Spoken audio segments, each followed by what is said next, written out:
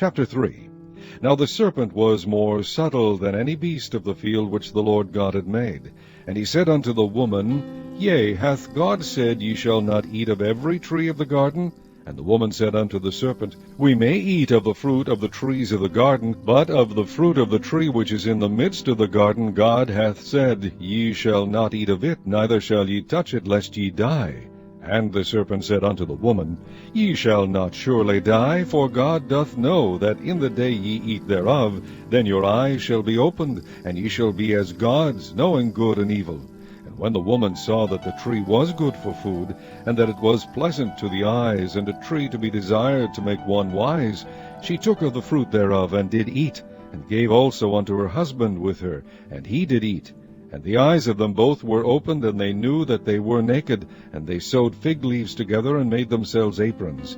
And they heard the voice of the Lord God walking in the garden in the cool of the day. And Adam and his wife hid themselves from the presence of the Lord God amongst the trees of the garden. And the Lord God called unto Adam, and said unto him, Where art thou?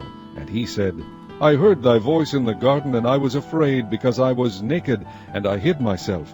And he said, Who told thee that thou wast naked? Hast thou eaten of the tree whereof I commanded thee that thou shouldest not eat? And the man said, The woman whom thou gavest to be with me gave me of the tree, and I did eat. And the Lord God said unto the woman, What is this that thou hast done? And the woman said, The serpent beguiled me, and I did eat. And the Lord God said unto the serpent, Because thou hast done this, thou art cursed above all cattle, and above every beast of the field. Upon thy belly shalt thou go, and dust shalt thou eat all the days of thy life. And I will put enmity between thee and the woman, and between thy seed and her seed. It shall bruise thy head, and thou shalt bruise his heel. Unto the woman he said, I will greatly multiply thy sorrow and thy conception. In sorrow thou shalt bring forth children, and thy desire shall be to thy husband, and he shall rule over thee. And unto Adam he said, Because thou hast hearkened unto the voice of thy wife, and hast eaten of the tree of which I commanded thee, saying, Thou shalt not eat of it, cursed is the ground for thy sake. In sorrow shalt thou eat of it all the days of thy life. Thorns also and thistles shall it bring forth to thee, and thou shalt eat the herb of the field.